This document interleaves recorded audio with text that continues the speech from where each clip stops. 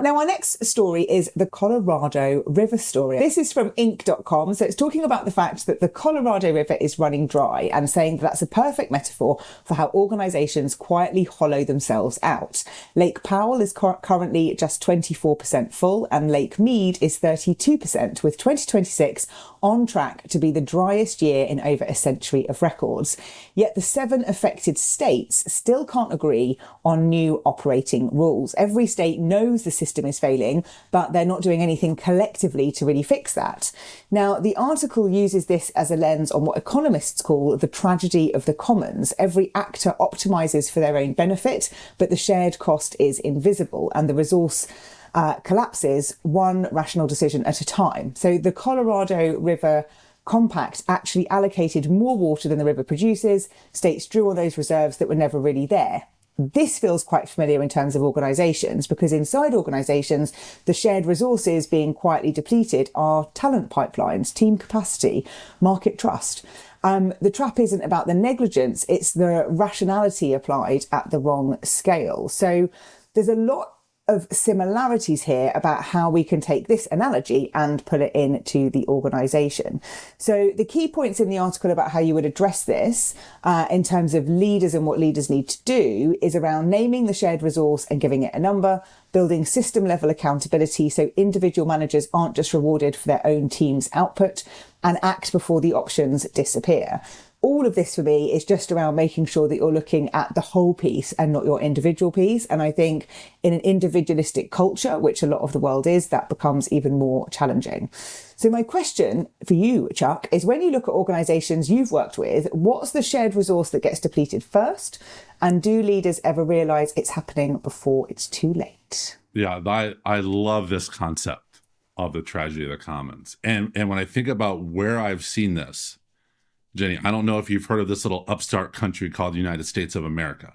Oh, it's but this new. This is exactly what we are going through now. This is why we are in the situation we are in, because people have voted in their own interest without looking at, or actually not even in their own interest sometimes, but they think it's their own interest, that's actually causing problems down the line. And so this is a situation, like capitalism, you could say, is another great example of this, where people are in it for themselves and not really looking at the big picture. The environmental movement, which is as part of this Colorado River thing. When I was thinking about this from a company standpoint, you look at that burnout from employees. You look at that energy that every individual is putting in, that shared resource, that people are just, they're exhausted. They're exhausted. The company isn't looking down the line to see what is this causing. Is their own Colorado River going to run out of water at some point?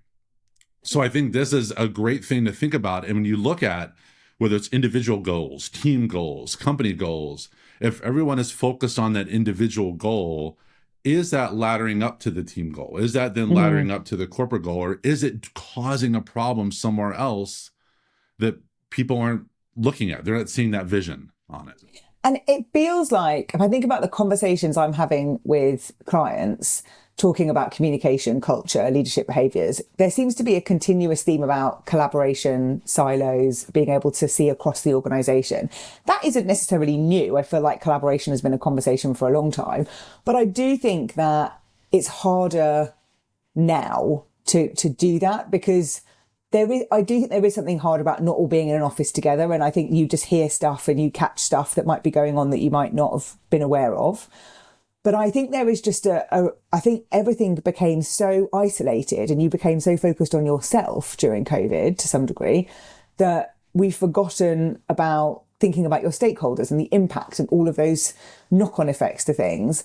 And I don't think leaders are doing that. I don't think leaders are going, hang on a minute, I know I'm responsible for this function, but I'm also a director of this organisation, and that means I'm responsible for all of it. So I don't think people are shifting that hat. And I think that makes it harder for employees to really understand that, because that's not necessarily the job of, Fred, who's an analyst, to be able to know that. He's just cracking on with what he's doing. But the leaders have to have that visibility. And I'm not sure I'm seeing that as well as I used to see it. Maybe about 8 years ago. I think it feels like everyone is, not in a malicious way, but just very focused on my task, what I need to do, and not thinking bigger picture and impact. And maybe, Jenny, maybe, I think I heard this on a podcast recently, that if leaders talk to other leaders, that then they would know when these things are happening. But they're not talking to each other. No. So I think this is where we run into this situation, this tragedy of commons. Like I said, I'm fascinated by this concept to see what are all these individual actions that every person is taking that they think is the right thing to do. It's either their right or it benefits them. We're not looking at the bigger picture. We're seeing that play out every single day here in the US with the consequences of it. It is absolutely playing out inside every single company out there. Yeah.